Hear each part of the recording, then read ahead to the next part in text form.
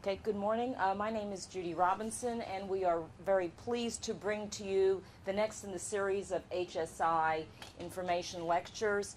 Today's set of briefings is really a panel discussion, and it's a panel discussion that we as a community are bringing to the asthma conference, which takes place in May. The topic for today's presentations is human systems integration and its relationship to programmatics, specifically systems engineering, and to our own internal space life sciences risk management process. Can we have the next chart, please?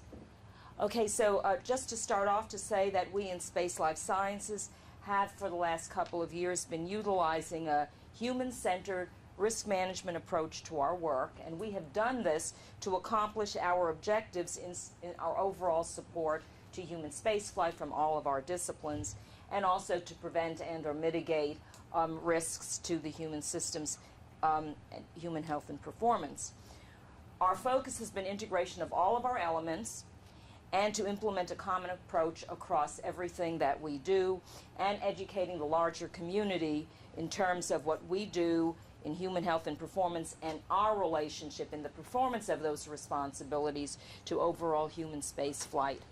Our overall approach is to capture human health and performance information and data, then to identify the risks that will require further research, further technology development, to provide a clear definition of those risks, to provide a consistent approach to addressing those gaps, and then all of that leading to standards so that we have targets against which we would measure health and performance in relationship to our programmatic support, and then ultimately to mitigate the risks against those standards.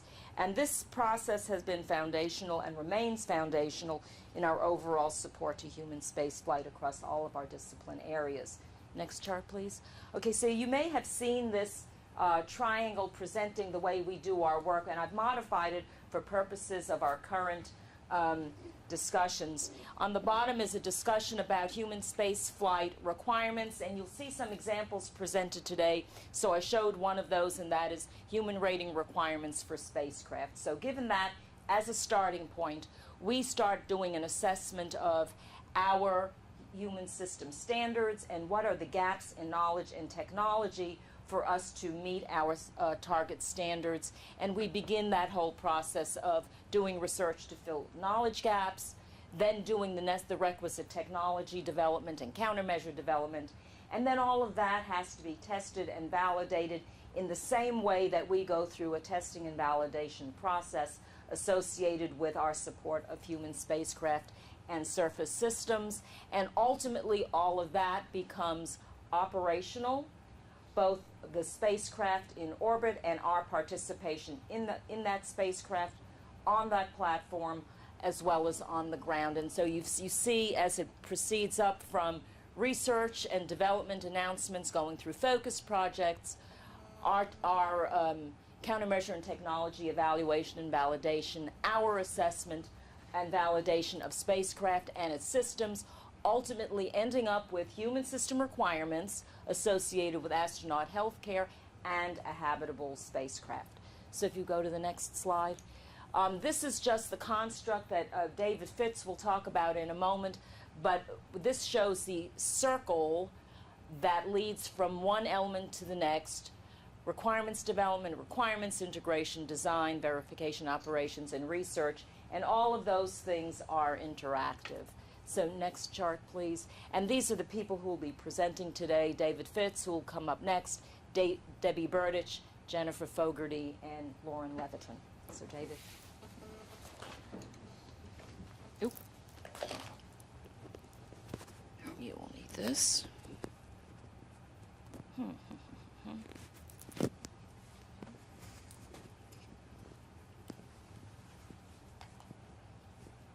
Thanks.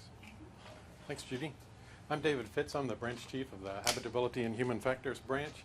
And from the pyramid that Judy described that discusses the interrelationship of activities leading from requirements to deliverables, I'm going to talk about a tool that we use in our own branch to relate this pattern, this sequence of events to the systems engineering cycle. Next chart. Every major government program or project follows a procurement cycle that's firmly grounded in program management, which is also firmly grounded in systems engineering. And it follows a cycle of, first of all, defining what it is that one wants to procure, whether it's a major weapon system in the DoD or a small black box that goes into the space shuttle, following a development cycle where a contract is often issued to an aerospace contractor for development, and then the operational era, which is the longest era, in which the DoD has found, for example, 80% of the costs occur. And human systems integration, next chart, has been adopted by the Department of Defense as an attempt to bring these costs under control, to better deliver products that reduce costs in the operational era. Human systems integration in the Department of Defense is a very definite thing. It's well defined, and processes are in place, and a mandate that HSI be included in all major projects. No such formal mandate yet exists for NASA, but in human spaceflight, the Space Life Sciences Directorate here at JSC delivers requirements and deliverables to human spaceflight that cover a number of human domains: human factors, assessments and validation of spacecraft systems, habitability requirements and designs for spacecraft, behavior, health and performance, capabilities and countermeasures, space medicine, capabilities for exploration, environmental monitoring, technologies and strategies, and human health countermeasures and technologies.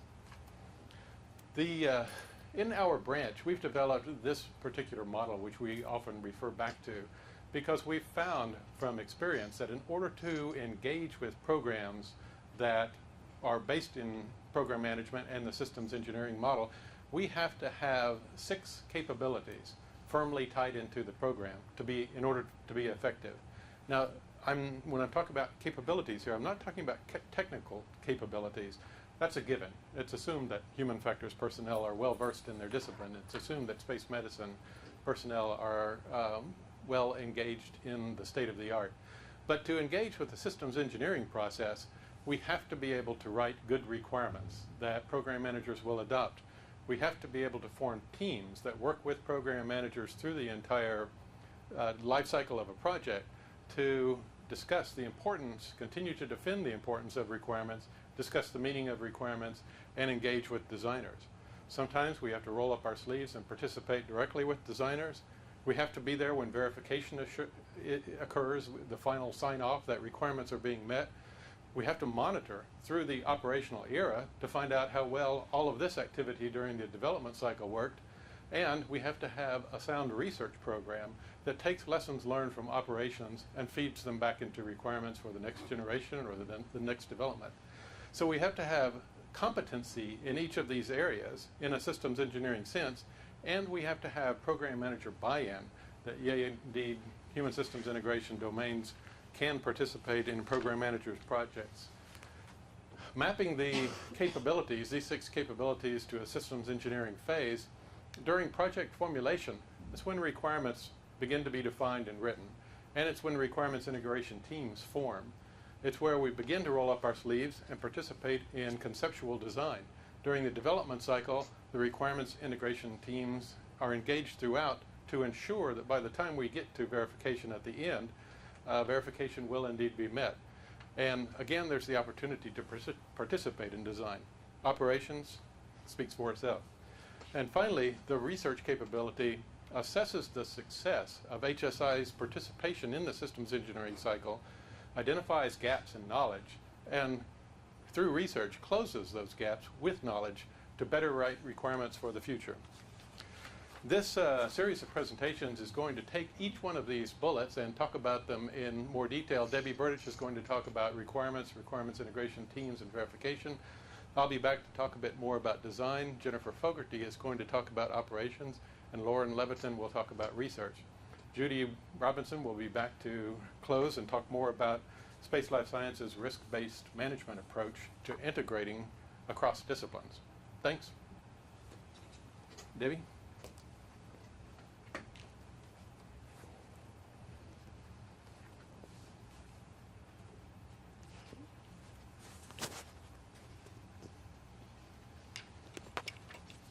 I'm Debbie Burdich, and I work in the Human Factors and Habitability branch here at Johnson Space Center, and I am our HSI strategic lead, and I'm going to talk to you today a little bit about what David Fitz alluded to of requirements integration, a little bit about verification using a real example from NASA's Constellation program. Next slide, please. This is just that circle that David was just showing, and again, I'll talk about the requirements, development, integration, and verification next. So since I'm going to be talking about NASA's Constellation program, I'm not going to go into this in detail, but I just wanted to make you aware that NASA does have a Constellation program that has multiple projects underneath it, and this Constellation program was set up as our space vision for exploration, and to go back to the moon and to build a new spacecraft or set of space systems that would allow us to do that. Next slide, please. Okay, so today I'm really only going to talk to you about, my example really only talks about the Crew Exploration Vehicle, or CV, which is also referred to as Orion, and that is the replacement vehicle for the shuttle that's first going to go back to International Space Station, then it's going to be going on to the moon, to Mars, and beyond. Next. So let me talk a little bit about one way in which HSI is evident in the Constellation program. There is a set of human rating requirements in this NASA procedural requirements, and the human rating requirements define and implement the extra steps that you need to make sure that a space system is human rated. And that human rating is all about protecting the safety of the crew and any passengers that are going to be on a spacecraft as part of a NASA mission. So really it is HSI, it is an HSI intense process, because it really is looking at human capabilities, how those human performance capabilities and limitations affect vehicle design and vice versa. And not only their performance, but also their health as well. And bottom bullet, human rating is integral to the whole life cycle of the project. So you can't just wait until you're completely done and then say, oh, let's do some certification steps and see if this thing is safe for humans to fly in.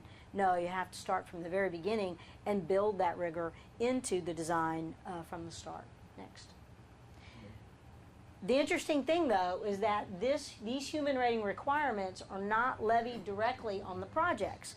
What happens instead is the Constellation program generates requirements which are then levied on the projects, and those requirements meet the intent of the human rating requirements, and that's how the human rating is flowed down to the projects via allocation matrices and the Constellation documents.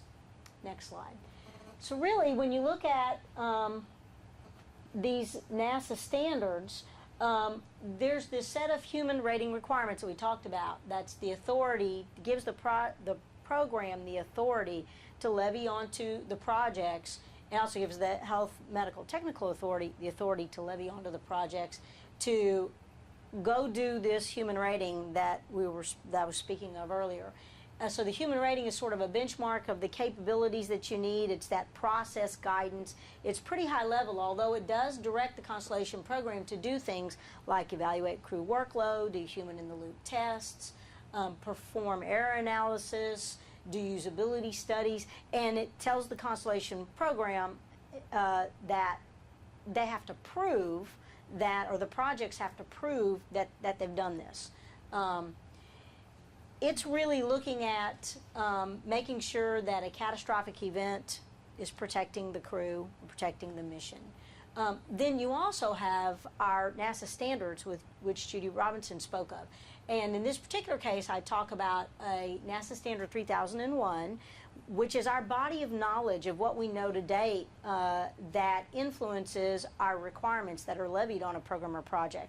So in this particular case, Volume 1 sets the standards related to crew health, and Volume 2 sets the standards for the environmental habitability, and human factors standards. And these requirements both flow into, in this particular case for the Constellation program, a Constellation-specific program document called the Human Systems Integration Requirements Document. And if you note, it has a Constellation program number for that document. Okay, so it's not a NASA standards document, but it's a program document. So now this is the instrument that the Constellation program can use to levy these human system integration requirements to the projects via allocation matrices in an allocation matrix in this document. So the human system integration requirements really focuses, that document focuses on the proper integration of the human to system interfaces, you know, regardless of the mission phase. And this is a main way that human rating is achieved. So just one example to kind of hone in on an example, make this maybe a little bit more concrete, is we'll talk about handling qualities. The human rating requirements mandate that the crew is able to effectively control the spacecraft when it's necessary for them to do so, to prevent a catastrophic event, and also to be able to complete the mission. So it calls out an accepted standard for how you would do this. It calls out handling qualities, and it goes even further and calls out a method by which you would measure those handling qualities. And again, it's a standard method that is used in piloting, and it's called the Cooper-Harper Rating Scale. But the NPR requires that the program and the project determine and present proof of how these handling quality requirements are implemented into design, how they're integrated, how they're evaluated, and eventually how they're verified. And you know, thinking of the circle, in systems engineering terms, doing requirements, providing requirements to a program or project, integrating them, and verifying them are pretty standard steps. They're pretty, they're more well defined. How your requirements look and how your verification requirements look and how your verification is done is very a rigorous process or set of processes in systems engineering. So in these cases, we don't have as much leeway in how we approach the problem or how we approach trying to make sure that these requirements are integrated properly. And so it makes it even more important that we speak the same terms as systems engineers do, and that we speak the same terms as program and project managers do, to be able to have that seat at the table that David Fitz spoke of. So let's go to the next chart. So now that human rating requirement that requires handling qualities for the vehicle, again, it's flowed down into HSIR, and HSIR takes that one requirement and it breaks it into two. And one's about loss of crew or vehicle, and one's about loss of mission. It also calls out Cooper-Harper. It talks about it being it provides verification methods, and it talks about it being a test and analysis-based verification and a task-based analysis to be able to do that. So again, the human rating requirements flow down into the HSIR, and then the allocation matrix in the HSIR levies this against Orion and also against Altair, our lunar lander, but it levies it against Orion, or the crew exploration vehicle. Next chart. So now the Orion project has to go through and say, okay, well now we have these requirements, we understand that we have to do this, but what is a best fit for our project? How will we go through and show ourselves that we are integrating this requirement into our design? So what Orion has done is Orion has formed a handling qualities working group, and their job is to look at how the handling qualities requirements are addressed in the design, and really what are all the steps that they're going to take to mitigate the risk that the handling qualities would not be adequate, to be able to, and eventually to be able to look at verification and validation of the requirements. The working group is a integrated team. It's made up of the key stakeholders, including human engineering, including the crew, including mission operations personnel, actually including safety personnel, including the people who are developing the vehicle, who are developing the vehicle software, the guidance, navigation, and control algorithms, also the people who are managing the mock-ups and all the facilities that these types of tests would be done. This team has gone through and they've started to look at credible scenarios that would actually scope or bound the problem of when would we apply this HSIR handling qualities requirement. They're also looking at, when would we do human-in-the-loop testing that would make available to us some results that we can do some analysis or assessment on. They're looking at what is the availability of hardware and software, what is the fidelity, which mock-ups can we use, what software algorithms are ready at a particular time, and when can we bring everything together in order to do these tests, and then when do we need to iterate again, and how does this help us in our verification, our march towards a finalized vehicle product and march towards verification. So again, you're just this diagram shows a little bit about the types of things that they've thought about. Looking at the input devices and the flight control dynamics, display formats, and what's the physical layout of the cockpit. Looking at doing assessments, again leading out to preliminary design review, doing some iterative design, and again going all the way out through critical design review, and eventually product delivery and verification of the handling qualities. So really, in conclusion, this approach that Orion is taking is a very HSI-centered approach, looking at how to integrate the human performance into the vehicle design and to understand that humans have health and physical performance capabilities and limitations that need to be considered early and often. And they are allowing the key stakeholders to be engaged throughout the design process and the analysis process so that changes can be made that again work towards mitigating the risk, buying down the risk of having inadequate handling qualities, and so thereby buying down the risk of jeopardizing the safety of the crew and of the mission. And I just wanted to finalize it by giving one little statement that's actually in the human rating requirements document, where it says, above all, human rating is more than a set of requirements, a process, or a certification, and involves a mindset instilled by leadership where each person feels personally responsible for their piece of the design and for the safety of the crew. And that embodies the spirit of HSI as well. So now I'd like to pass it back over to David Fitz to talk a little bit more about the design process. Thanks, David.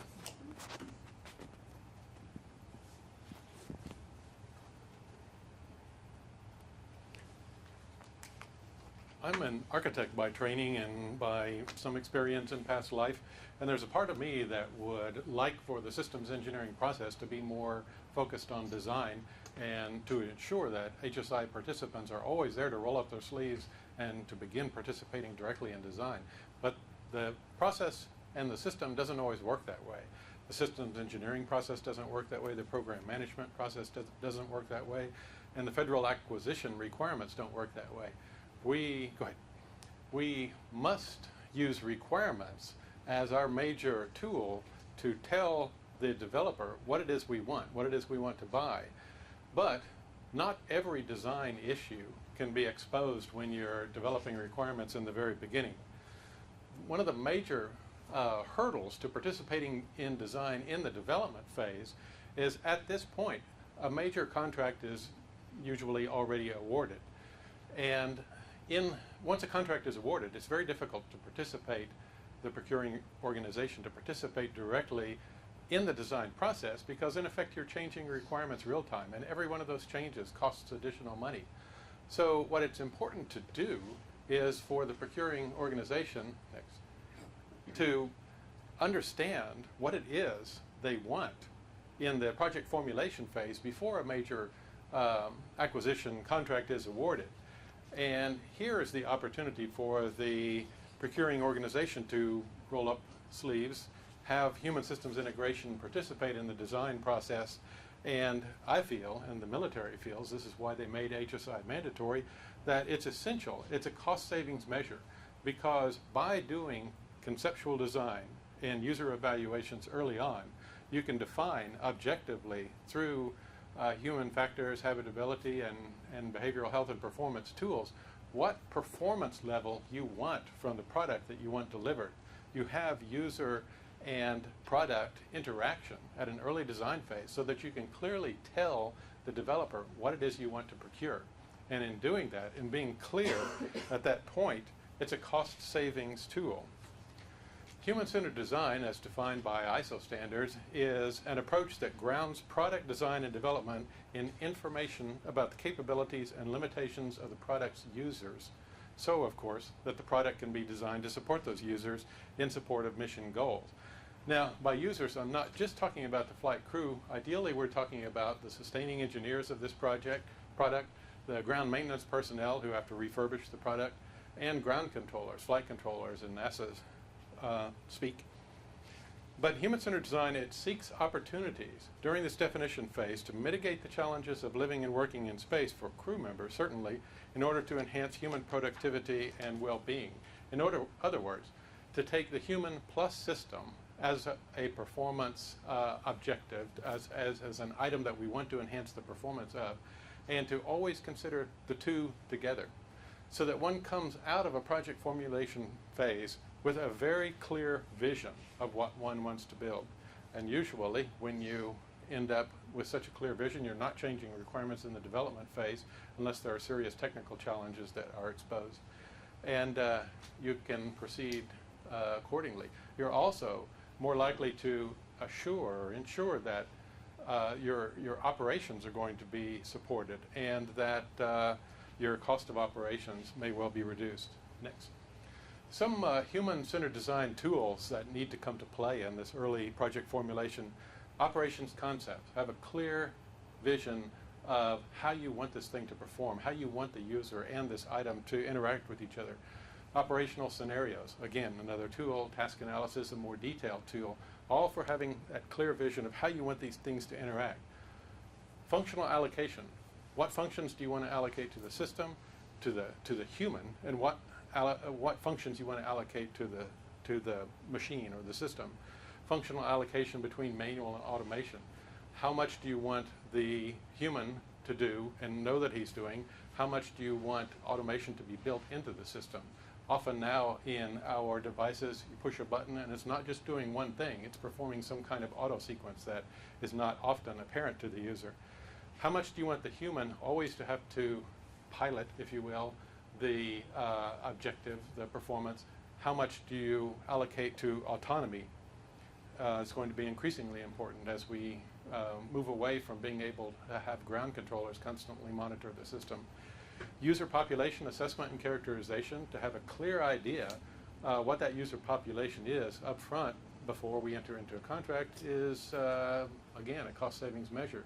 We're building new suits for the next generation, and currently we hope to accommodate the first to 99% of the anthropometric population. Not sure we'll be able to do that, but that's the desired case. And we're very clear that that's our intent.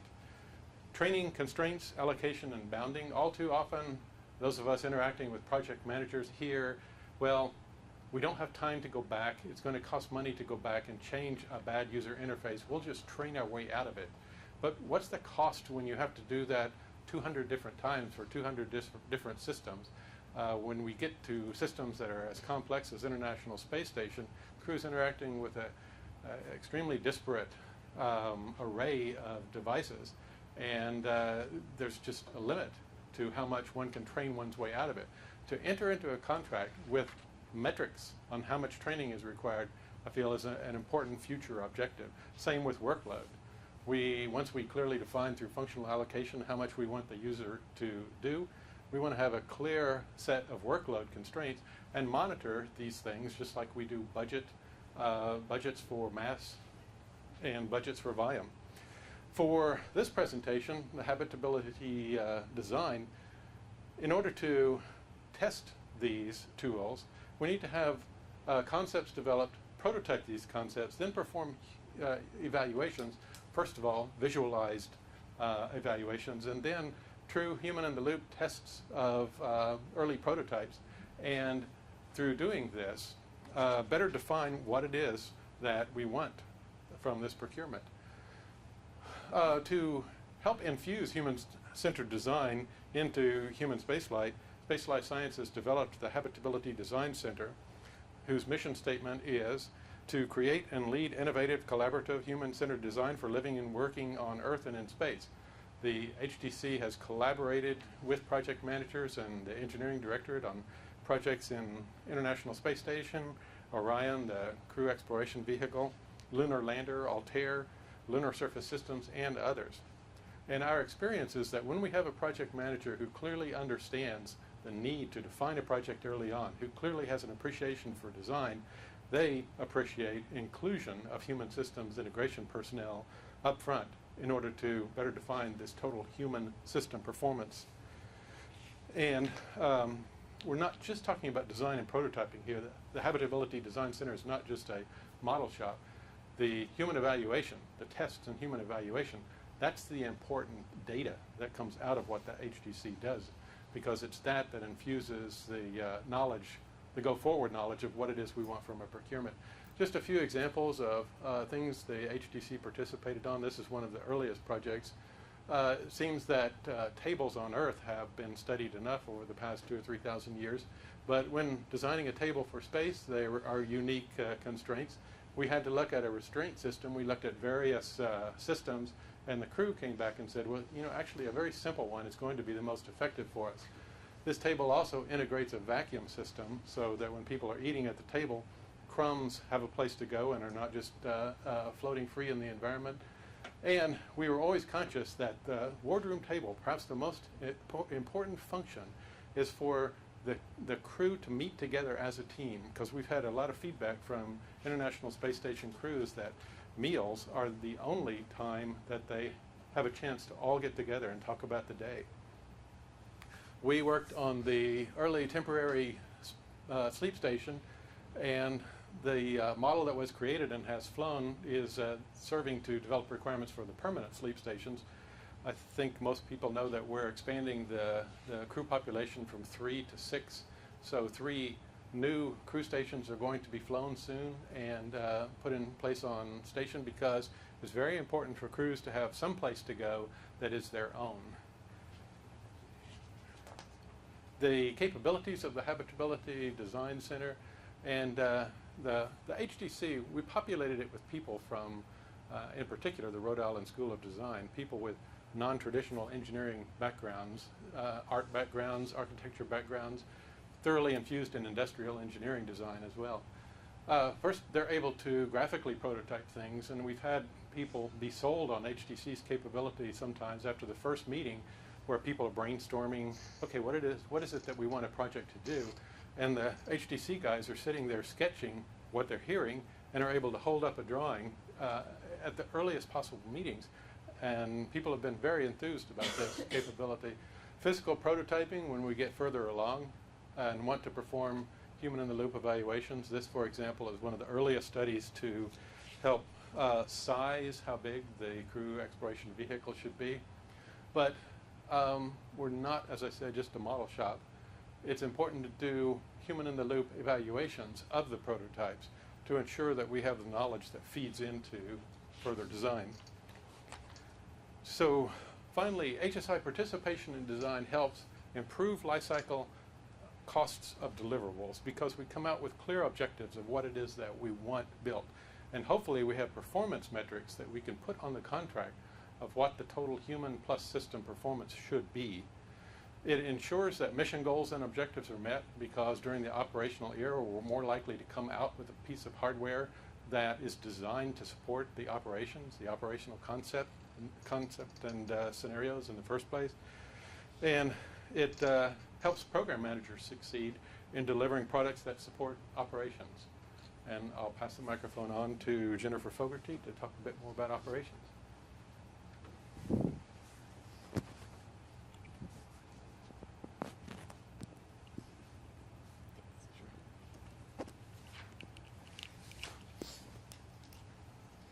Good morning. You have to excuse my lack of voice. Sniffling. Well, not being a systems engineer or an engineer, you come at this from a little different perspective. Can we go to the first slide? So, understanding the circle is obviously very important. I think Judy, David, and Debbie have made great strides in helping us understand the flow of information and the flow of concepts through the circle. And this is very much a macro level, but I think there's also a cycle of information that works on a micro level that kind of results from research and operations that's been going on for a while in a less formal way. We've now come to formalize it in our directorate using the Human System Risk Board. But in general, the communication was definitely less formal than that, and it was kind of a daily working relationship that ops and research might have. So I'm going to try to walk through some of the historical aspects of how communication has happened, and then how with the advent of understanding human system integration that we've chosen to implement it now. We have the next slide. So when we really look at the human experience in space, it becomes quite obvious that from the x-axis that the majority of our experience is on very short duration flight. And you could say that really what we strive to say is that when we reach, say, Flight 500 on this 1 to 2 week mission, we're doing a much better job than we did when we had Flight 1. That we've learned something, we've now implemented those lessons, made changes, and made life better. Now, in some circumstances, David pointed out that operationally, you may not be able to change the hardware or that situation, so you change your training or something to compensate. But you try to learn those lessons and then implement something. Also, we've had different vehicles that fit in that time frame. And what I started to do was list things that actually separated the bar in the x-axis. So we have different characteristics of the vehicle. You have a habitat environment. Not all the vehicles were at the same pressure, same oxygen tension at different times. So you start to realize that we really don't have 498 of the same type of experience. We probably have 498 experiences that all are very unique in some way. So we don't always have this ability to group and understand an experience in a holistic approach. You just understand these variables one at a time. We've also had partial gravity exposures. A lot of our physiological testing occurs pre-post. Not for all of those 500 missions that are the majority of our experience, not all of them just had microgravity during the mission. The Apollo ones, they were exposed to partial gravity, which would definitely affect what you saw pre and post. And we're not exactly sure how that partial gravity mitigated or changed what we measured pre and post compared to someone who was just exposed to microgravity for the whole mission. We have issues with countermeasure availability. We'll see a chart much later on that illustrates on ISS the hardware availability. That also impacts what we can measure pre and post to understand how the human is doing while they're interacting with this vehicle and their new environment. And, we concentrate on collecting physiological, medical, and environmental data. We really struggle with collecting performance data, and I know Dr. Levinson will be probably going into that a bit more. That within that large cycle of information flow and requirements development, verification, validation, what you realize is that when the rubber meets the road in the operational part of that circle, that it is imperative to continue to collect information. So, that's where you're doing your real-time verification and validation. You're out of your testing phase, but you need to know if what you thought was going to work really worked, what happened, or what didn't you anticipate. From a medical perspective, that's always very important. A lot of this is from a risk management mindset, and we're thinking very prospectively that can we predict what's going to happen to the human body and be prepared for that. And from our experience and from our reference base, we have an ability to predict, but you don't know what you don't know. So you have to leave some margin for being prepared for things you couldn't anticipate. So go to the next slide. Oh, I'm sorry. Go back one. There was one thing I wanted to mention on the histogram graph, that what we also try to do is extrapolate along the y-axis, and that I think it has been a bit problematic, in that if our experience is way down at the 2-week mission interval and we want to do a 6-month mission, which is ISS, it's not simply a multiplication problem. We don't say, okay, well, we saw this problem in a 2-week mission, and now we have 36 weeks, so it must just be 2 times 18 of the problem. That's not how the human body functions. It's not how we interact. There is a learning curve, both physiologically and intellectually.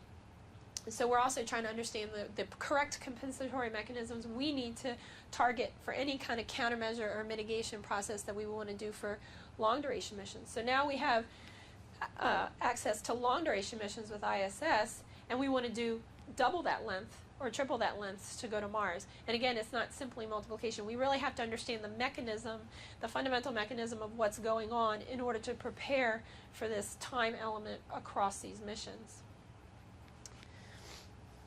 So from a medical operations perspective, how do we really break down the situation? Because I'm thinking I'm very human-centric.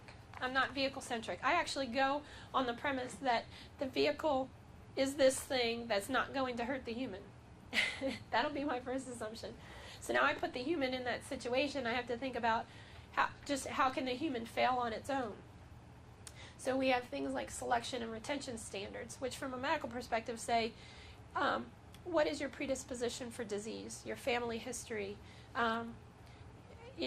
genetics from, not genetic testing, but from a gross manifestation, so that, if you have family history of some disease process, hypertension, I'm just automatically going to raise your risk. I mean, that's how the medical society looks at it. Retention standards are similar, that we have an aging crew over time, so your risk changes as you age. The same holds true for the crew. We do pre, in, and post-flight monitoring.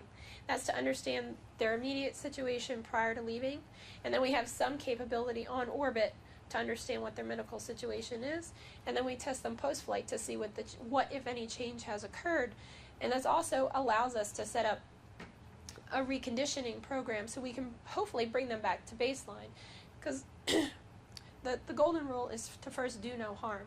So we're really trying not to change their risk by sending them into spaceflight for a medical condition. In flight, we do prevention, mitigation, and treatment is available. So prevention, again, was all the screening that we did. You might do vaccinations prior to going. Mitigation could be a countermeasure you supply in flight, whether that be a piece of hardware or a pharmaceutical. And then, of course, we have treatment. We have medical kits on board to deal with medical conditions that arise. And that's probably where we're most constrained and have to plan the best. Because we have a finite mass, power, volume situation to send medical supplies, and really we're trying to understand the right combination of medical supplies to take to cover the broadest spectrum of medical conditions that could occur. And then, of course, when they return, we have recondition, recovery, and then hopefully reassignment. Part of the job of medical operations is also to make sure the careers of the astronauts have longevity, that we don't want one mission to impact future missions. We're trying to maintain control over the situation and return them to baseline. For the next slide. So to understand what we mean by some of these processes a little bit better, again, selection and retention standards, we're really screening for all types of disease. You do a high level of imaging on the human body. There is a unique situation with medical operations and aerospace medicine in that you're looking for things in a not sick person. So to try to understand when you do find something that's not categorically normal, how do you classify it? Because the only time you've seen something like that is someone who's already had, say, disease manifested, because that's when the medical community at large is looking at it. So we have to temper what we see with its ability to predict the future manifestation. Pre- and post-flight monitoring, again, we've had a very embedded relationship of ops and research over the years, and there's certain things that are very well published and things that we monitor very closely, such as bone loss. And we're trying to understand the degree of bone loss. And we know a little bit more now to say it's not just about the loss of bone mineral density, but it's the change in the structural integrity of the bone that might be even more significant. Skeletal muscle loss. What does it mean to have it, and how much can you return after they come back from spaceflight? Magnitude of cardiovascular deconditioning. And a variety of other medical conditions that could arise that aren't necessarily related to microgravity, but just there's something that's going to happen to the human body over time. Again, prevention, mitigation, treatment, in-flight countermeasures. They could be things such as an exercise device. We use nutrition currently as a countermeasure. If you're losing muscle mass and your calorie intake is low, what's the first thing you want to do is increase your caloric intake. Because maybe it's just a matter of simple catabolism on your body's part because your caloric intake is insufficient. And of course, we always take pharmaceuticals in a well-planned fashion to try to accommodate or treat anything that might occur. And then reconditioning, recovery, and reassignment. I think the flight surgeons and the ACERS, the group who train the astronauts pre and post-flight, really work hard to get a regimen that targets the astronauts where they need it most, whether it be with balance, recovery, and core stabilization, or increase in muscle strength. It could be focusing cardiovascular endurance. It's a pretty well-planned regimen that we follow afterward to bring them back to baseline. If we get to the next slide, please. So again, historically, ops and research were pretty much tied together from a human perspective. Again, the vehicle perspective would probably be a little bit different.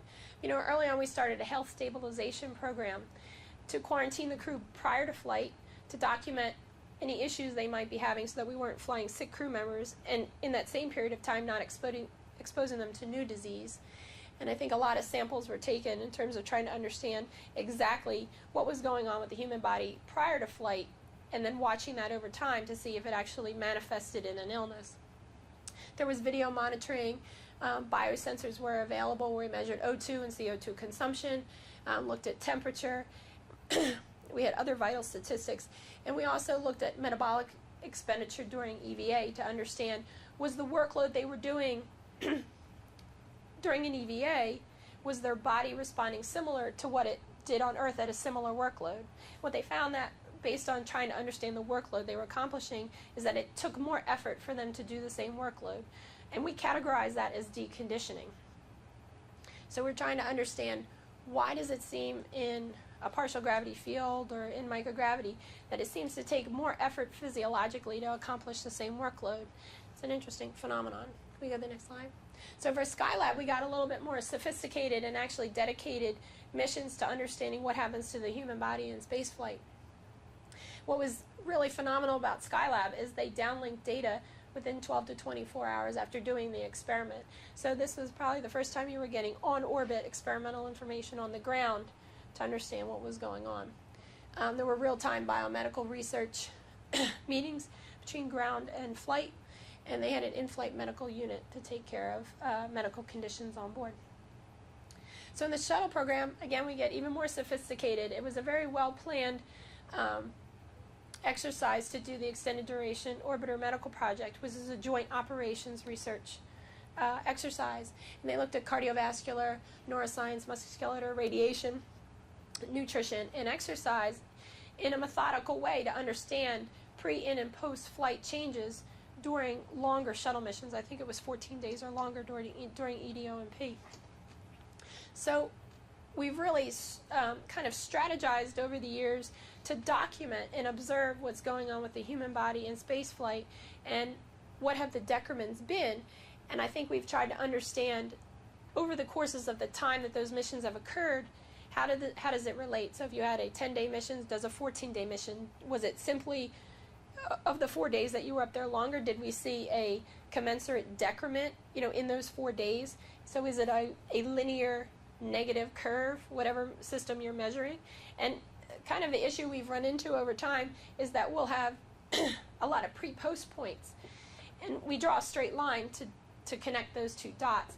But in reality, we don't know what the curve looked like between those two. We could have had a rapid onset and then a plateau. We could have had, some kind of parabolic curve. So in-flight monitoring really starts to show itself as a key component of understanding what's going on with the human. Go to the next slide. MIR was our first real quest during long duration flight. Although Skylab started approach long duration, it was really MIR that we set the stage for looking at what we were in for with ISS, 6-month missions. It was a lot of data gathered. This was a tough environmental situation for these people to be in. That's something else that during medical requirements data collection, we also do look at several environmental parameters to understand how is the environment affecting the physiology of the human. Okay, the next one. So now we're on to the International Space Station. I think NASA has done a lot of growth during this period of development to get to how we collect data on ISS. Granted, we still have issues with accomplishing all the data collection we would like to do.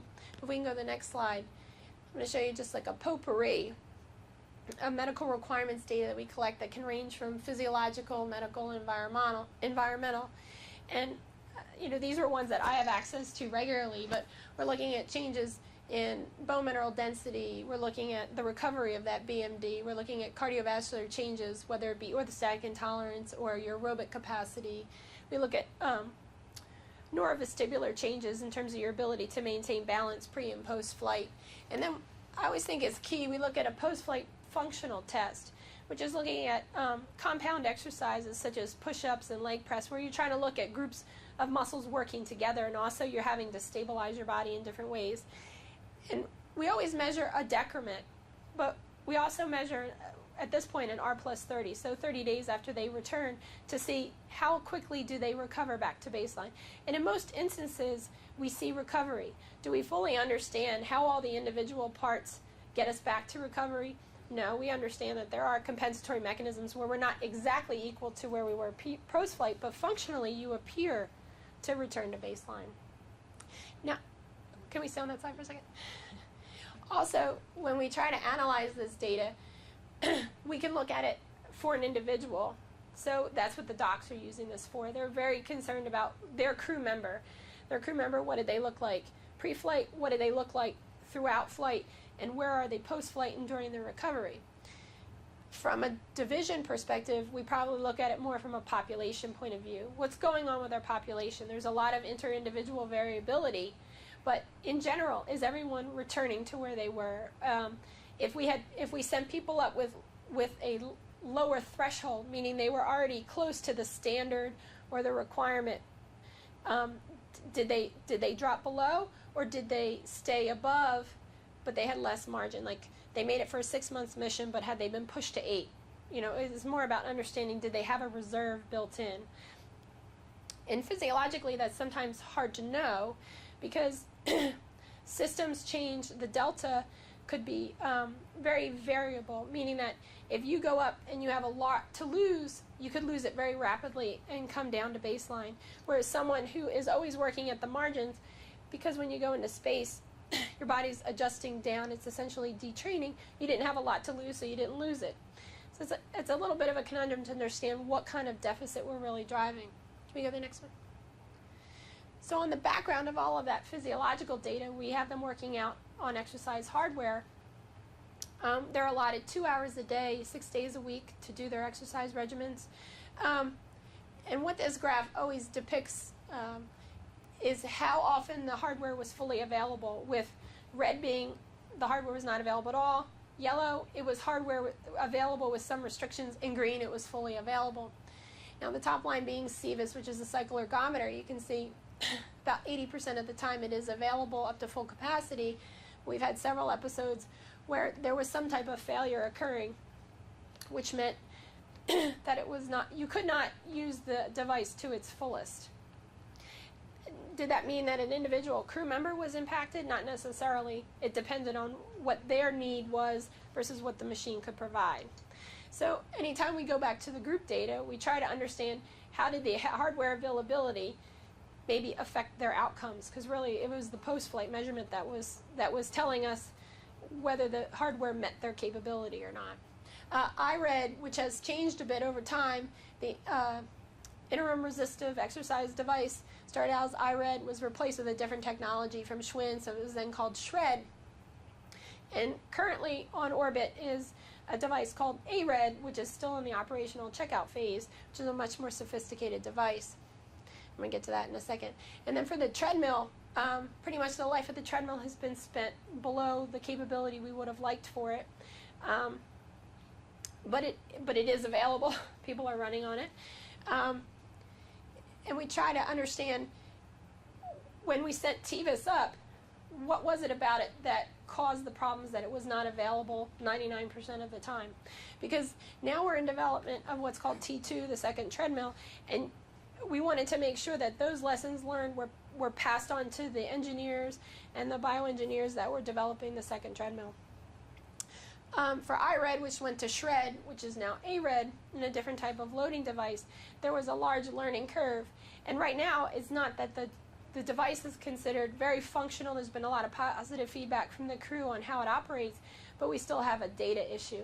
So it's up there, we're just having trouble collecting data on it. Now, for all of these pieces of hardware and how they interact with the human, we have a lot of constraints in terms of time, money, mass, power, and volume. So within those constraints, you put up the best hardware possible and you try to implement all the lessons learned you can, but unfortunately, I don't think that we've 100% completed that cycle and incorporated all of the lessons learned based on the constraints available. You go to the next slide. So initially, Orion, as Debbie said, is going back to ISS, which from right now, the majority of my work is working with space medicine and constellation integration.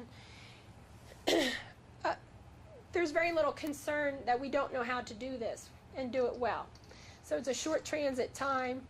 It's a relatively small vehicle. It's going to be launched from the U.S., go to the ISS, drop either cargo or crew members off, and then return back. I don't think we've been given a lot of flexibility with data collection or any type of experiments during that period of time. It will be considered an emergency lifeboat for the entire ISS crew if it had to be, like any vehicle that's attached to it, and it will be delivered pressurized. You go to the next slide. So I think for Orion missions and how we get back to the moon and what requirements we're levying on the vehicle, I have more questions than really answers. Because again, thinking about that third histogram chart, so how do we use previous experience to prepare for future exploration? I don't think combining the data into 498 missions of 2-week period is exactly correct. I mean, I think understanding Apollo on its own merits and Shuttle on its own merits is a viable way to inform Orion. Can we simply extrapolate, or is the future more complex than that? Right now we're dealing with a lot of generation of those operational concepts I think David mentioned, because that drives a lot of your requirements. And as the concept of operation changes, my medical requirements might change because you're expecting more or less of the human. Your demands become different. So there's a lot of give and take at this point of understanding what their OPSCON is and what our requirements response to that would be. And then what types of analogs are appropriate. We have several at our disposal here on Earth. It's just a matter of understanding which system is best targeted in each one of those analogs. So using NEMO, which is the undersea analog, we would look at that differently than I would look at Antarctica due to the constraints that are given by each one of those, but they're very viable, and I think Dr. Levinson might mention those a little bit more. So that, I think, completes my talk and my voice for the day. I appreciate your attention.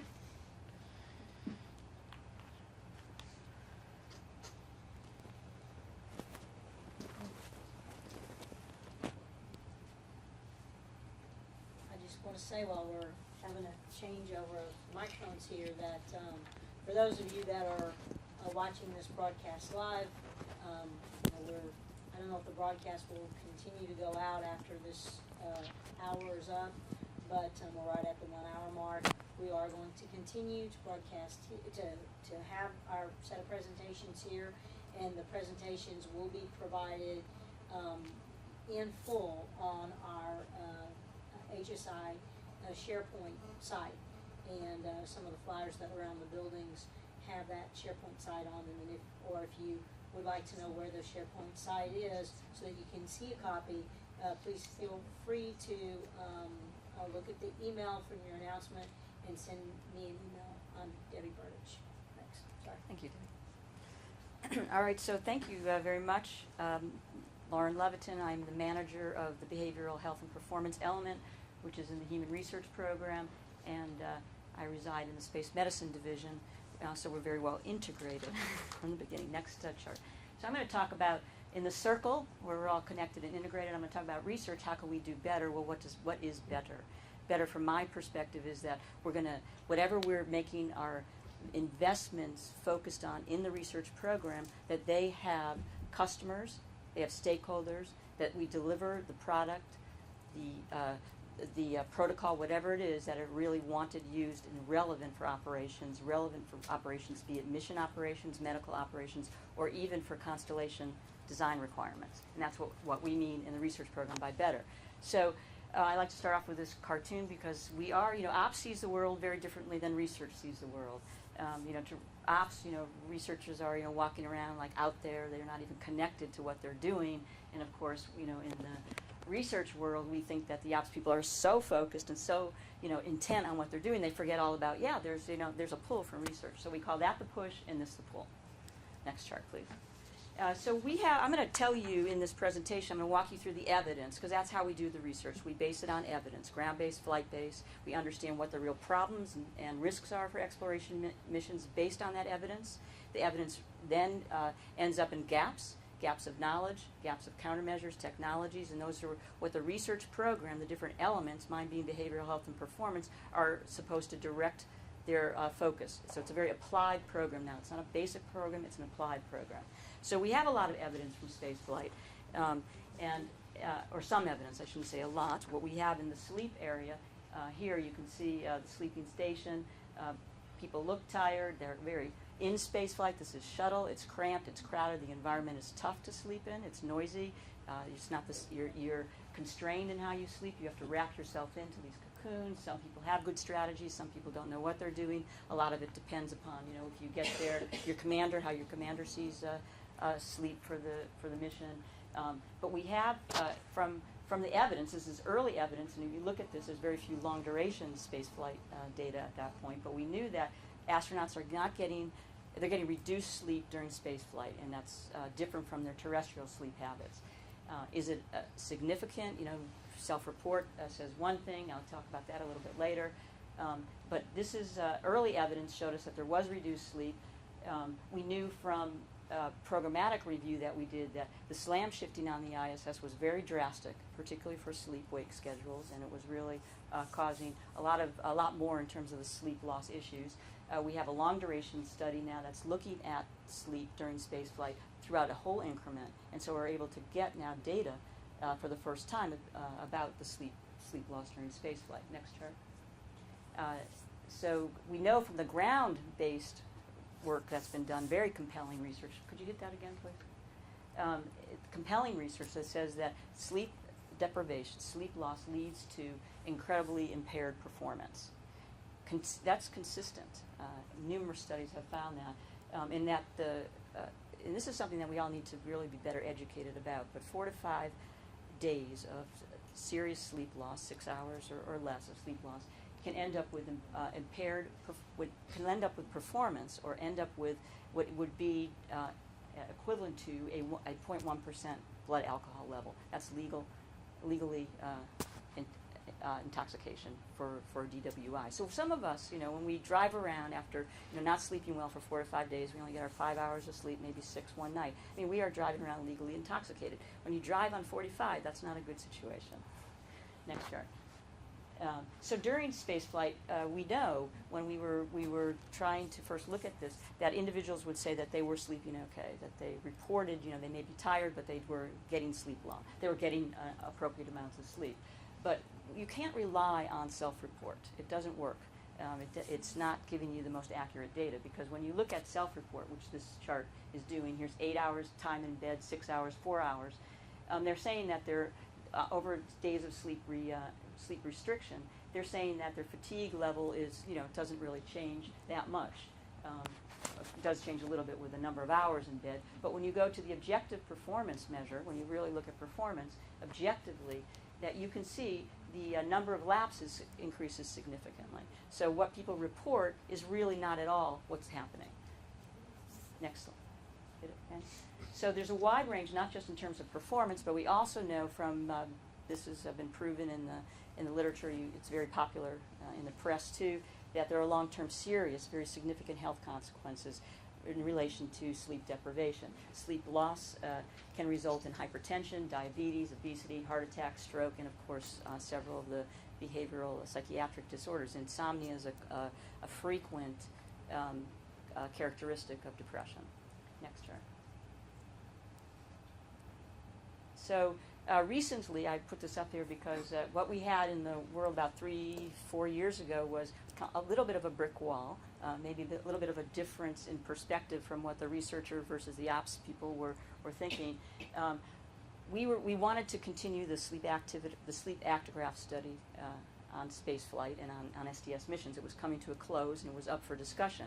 And some of the responses we started to get when we were looking into this issue of trying to continue it were, well, can't you just look at the gyroscopes on the station to find out the activity of whether the astronauts or the crew is sleeping or not sleeping? Well, that's really not going to give you the kind of information that you need, as is pretty obvious. Next, please. So we are trying to look at, not just sleep-wake during spaceflight, but also the effects in terms of the ground crew. Next, could you hit it again? And what happened during that time when I talked about that brick wall was that a wide group of people, smart people, a variety of different people. On the right you see here, these are the researchers, Dr. Seisler, Dinges, Brainerd, Dr. Barger, Beth Clareman, Dr. Clareman, all of these people, plus on the left-hand side, the flight physicians, Dr. Johnston, Jim Locke, MOD, David Korth, and of course astronauts too, Peggy Whitson and Ellen Baker. We're all very, very much part of the community, part of the group that was really supportive of trying to continue this and the importance of continuing the sleep-wake actigraphy study. So I wanted to talk about a little bit how then we have a focus in terms of we are looking at the sleep-wake activity to address some of the gaps in the BHP area. And what we've done is try to make sure that we focus on these things that end up in operationally relevant products and deliverables. So what you see here is a schematic of that. And what happens in the early end, and this goes back to David Fitt's comment earlier, that if you're really working hand in hand at the beginning of it, when you're defining what is needed, and it's based in the operational arena, in the operational side of the house, and so you've talked to them, you've understood what their issues, what their problems are, you're already working at that end in an integrated sense in the concept development stage of it, what it is that you need to focus on. As the research continues to mature, it transitions into this gray area where it now becomes much more of an operational instrument of something that you can now transition. Perhaps you know better the story about transitioning it to ops. And so somewhere around in the middle there, you're going to start getting a better dialogue, or you need to get a better dialogue. You need to make sure that the customer really understands what the product is, that you can take the research protocol and now make it an operational protocol, so that some of the barriers that may continue to keep it on the research side can get addressed and dealt with. For example, with the ActiWatch, there's a download issue in the sense that it takes a lot of crew resources to download that. We'd like to have it more real time. The data as it feeds out it's an automated, but you really need the research person. You need to have the expert who understands the patterns of the data, so that they can tell you when it's true sleep and when it's true wake. And so those become some of the issues and barriers that have to be overcome in order to fully transition this to ops.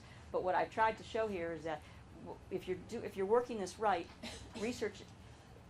ops and research are connected at the beginning, and then it fades off, and they stay connected and interacted until the ops. Next chart, please.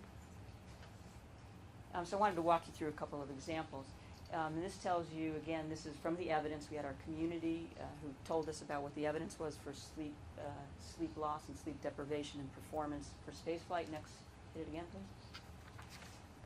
We had the actigraphy protocol that we had developed it consisted of a sleep diary, the ActiWatch, and then also it had a very good questionnaire about terrestrial sleep.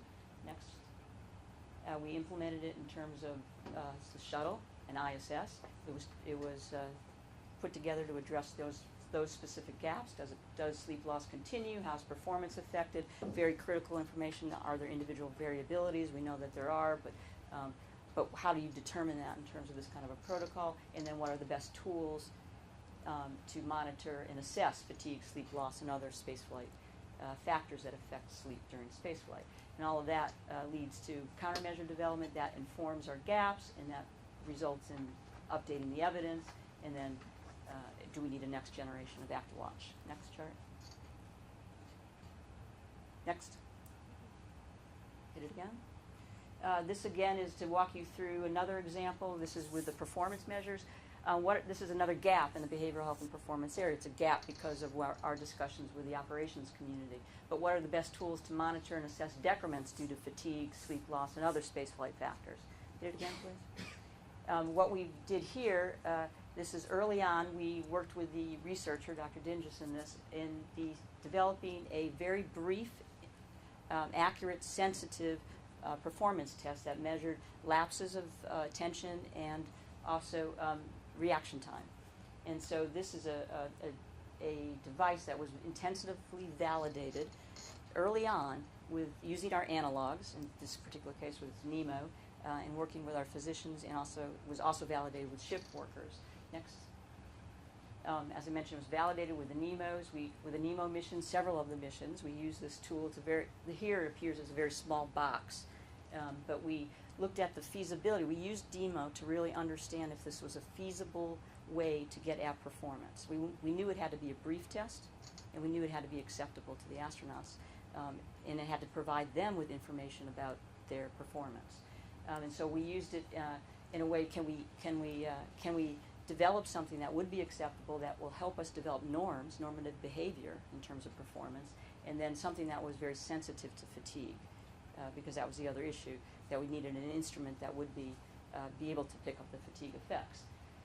So we obtained the normative data using NEMO. We developed this 3-minute interface. This is a very important piece of the tool where the astronaut can actually see, after he or she takes the test, can actually see how they performed on that.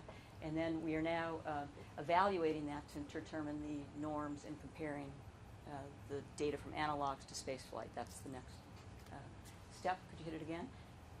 So it goes to the ISS study. We'll be flying the PVT self-test on increment 21. And then we'll be able to have data from that. This will be a very important step to actually get the performance data during space flight. And then at some point, once we've gone through enough of the data collection during space flight and we validated it that it does in fact give us the information that we need, then we talk about transitioning it to ops. And this would be information that would be useful for both the crew and the flight surgeons, and if we and hopefully down the line medical MOD operations as well. And so that feeds the flight rules and the evidence reports. Go to the next chart, please. This is another type of deliverable that the BHP program is working on, and this is in lighting. Now this would have, the end result for this would be in the volumes 2 that both Debbie and David were talking about, but it would end up as a requirement, a systems design requirement, so that we would use, we would understand light in terms of a countermeasure, or in terms of providing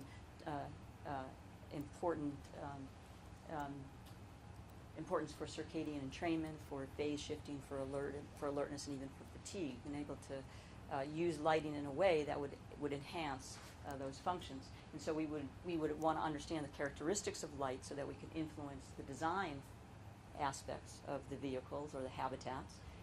Also in terms of an operational regimen for how it would be employed as a countermeasure for the individual crew member, or for the MOD folks, because there's also, lighting's very important as a countermeasure for the population of the workforce that's working night shifts, and there's a significant number of those at NASA, as you know. And then, of course, in terms of ops and during space flight, we would want to understand the acute, the mid, and the long-term effects from lighting exposure. And so this is an example of what is going to be put in the ISS. It's called the solid state lighting module, and it's made up of LEDs, red, blue, and green LEDs. This is Mike Fink holding it. They have a couple of them up there now being tested. But what we're doing on the research side of it is we're going to try to understand much better what the alertness effects are in terms of the countermeasure. And on the right-hand side, you can see this is just a graphic of the interface that comes with this SSLM, so that you could actually control the intensity or the light itself at the individual level. And it could be something that ends up as a barcode, so that you put it in the sleep quarters, or you put it in the another place in the habitat, and so that the light could be bluer for sleep, or bluer for alertness and greener for sleep, or however the research results come out. Next chart, please. Go ahead. Hit it, please.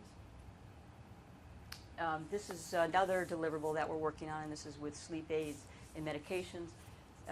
We want to be able to understand what the best dosages are in terms of individual crew members. We want to understand the carryover effects. This is very, very important, because if there were an emergency, and for example, debris hitting the space station, and individuals had to get woken up during the middle of their sleep period, what would the performance be like if they had to perform a critical operation? And so we're working with Dr. Smith Johnson very closely to implement a protocol to try to understand the individual preferences for the sleep medications for space flight.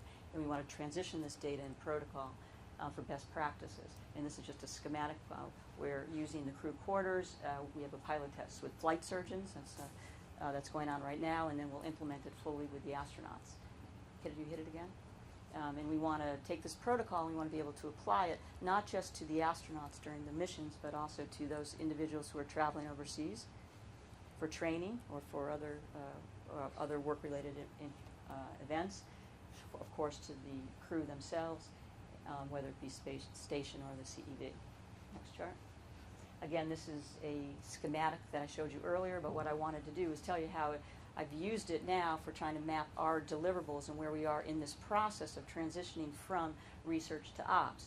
So actigraphy protocol, that's our most mature protocol, and that is supposed to be something that we can and will deliver in 2010, but it still remains a research protocol until we collect our 20th subject from the International Space Station. But there are, as I said, a few barriers that will have to be overcome in order to implement that in the medical operations setting. So that's farther over on the right side. The A is the PBT self-test, and that's one where we've tested the feasibility of it. We've got the data from NEMO, and now we're going to enter the spaceflight, the operational setting, which also means in terms of the countermeasure level, it's countermeasure, I think it's 7 or 8 when you put it into the space environment. The solid state blue light module, I explained that earlier. That's a little earlier on the research side, so it's in the less mature stage. And then the individual sleep medication protocol is a little bit around that same time. Next.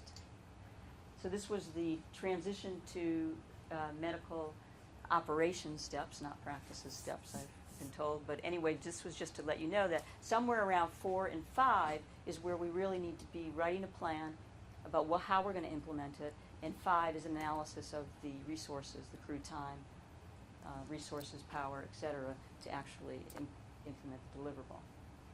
And then this is sort of the pathway that we're going from operations to research, to do the moon, and then hit it again, eventually onto Mars.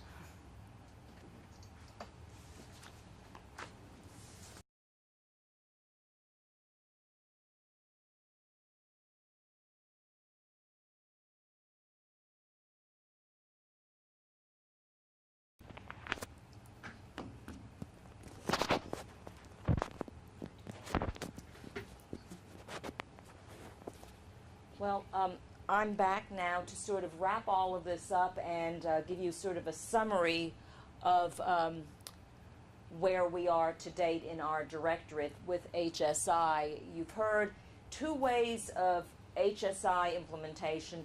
One was in our interactions directly with the program, so for vehicle design, and then the other piece of it that you heard was how do we do it internally for the work that we're doing, let's say research leading to countermeasure development, and then ultimately implementation operationally. And so where do we do all of our work once our various disciplines bring it forward? And what we've done is we've created an entire human system risk management process, and we have three major components to that whole set of activities. One is our Human System Risk Board, which you may already have heard about, and we meet currently on the second and fourth Tuesday of every month, but the body of work that we have is so large that starting in June we're going to be meeting every single month, but we've been doing this for a year now, and it is the place where all of our discipline experts have an opportunity to come and bring their information about the gaps, their operational concerns, technology requirements, and have a cross-discipline discussion about those things. And in that process, you heard Dr. Levitin talk about the fact that everything is evidence-based. When you bring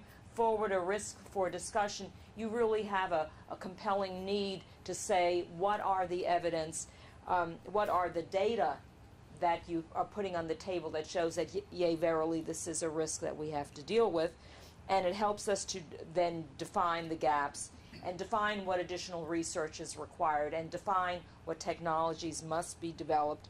And it is also then used, that whole set of information is used to either validate our own requirements, our standards, or help to inform them and show where they need to be updated. The other thing that we've done is we have now gone about the business of capturing all of our human system risks as we understand them today. We are currently going through a refinement process. We have about 100 on a master list, and when we are through with that refinement process, we believe we'll have about 75 or so human systems risks that our directorate is responsible for managing, mitigating, and working with the programs to be able to implement appropriately in vehicles. And then the way we do that then is we have a tool, an RMAP, which some of you may already have heard about, and it defines the risk itself, and it captures all of the information that we have, and we do that in terms of the mission scenarios. So you heard a lot of discussion by Dr. Fogarty and also by Dr. Levitin about the research that we do in these venues and the information we gather from those venues and the lessons learned from those venues, so that we can then extrapolate from each of these mission scenarios to be able to appropriately implement human systems integration into the next mission scenario that we have on our plate to work on. Next chart, please. And this is just a graphical depiction, I should say, that shows the body of work. It's just a different way of looking at that circle that we've been talking about this morning, and that is, we have a set of standards, those standards that we talked about earlier, Volume 1 and Volume 2 of NASP 3001, and it talks about our medical standards, our habitability and human factors standards, and our environmental standards, and that's a starting point. We then look at those standards and say, what is the evidence base with which we can implement those standards? Are there gaps? Okay, is there more work that needs to be done? And we go about that entire process to get to a description of the human health or performance risk, and we use that RMAP that I talked about before. And then this takes us to an understanding of what our requirements are. To that, we add our operational experience. We take the aggregate of all of that, and we roll that into actions and feedback to inform all of our risk management. We take that to the board that I mentioned earlier, in which we look at the portfolio of work. Are we doing the right research now? Do we need to change that portfolio, or is what the work that we are about the correct work? We sometimes add more work to resolve a gap. We add some technology needs that have to be worked on. Sometimes we say, okay, we understand the risk well enough. We've mitigated the risk to the best extent we possibly can, and we can retire a risk. Or alternatively, we can say, we can't manage it well enough. We have to modify the risk as we currently understand it. And sometimes in the work that, especially with our programs, and in the results of our research, we say, you know what, we have some additional risks that we had not anticipated. That's sort of the information coming out of the operational experience, perhaps, to say we need to add a risk.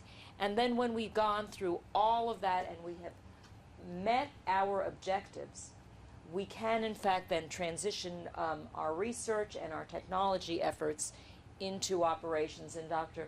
Fogarty and Dr. Levitin gave you a good description of that, and in the work that Debbie Burdich and David Fitz talked about, that is also a process of taking our human systems integration efforts and transitioning that to operations. And that, in the case of what Debbie and David talked about, it's transitioning it for vehicle operations. So next chart.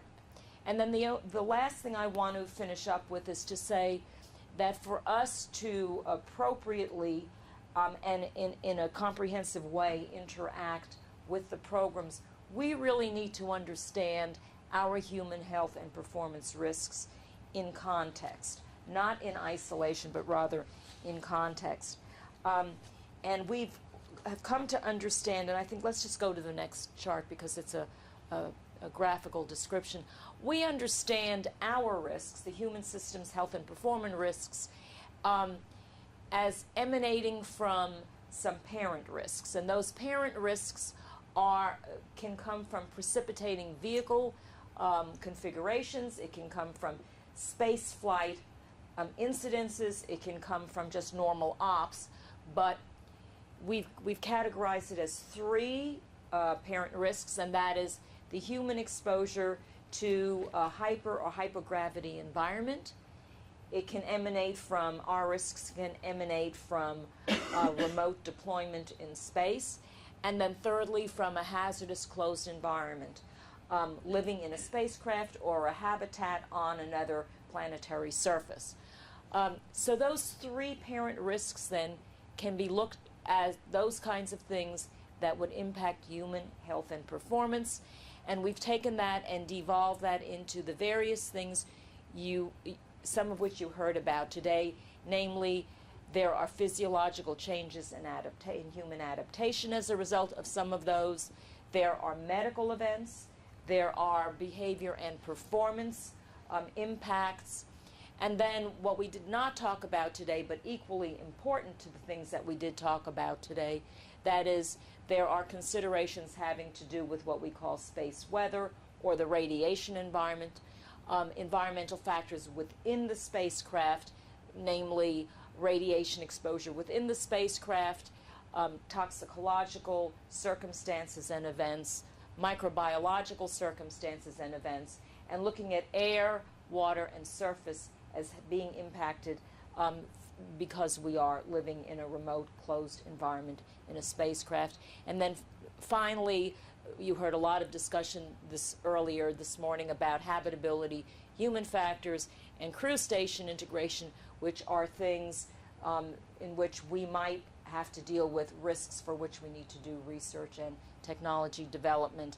And these are the outcomes and represents the body of work that we do. And so this is my summary, trying to tie together for you the full picture of our human systems integration efforts that we do in our directorate for the work that we do in support of NASA's flight programs.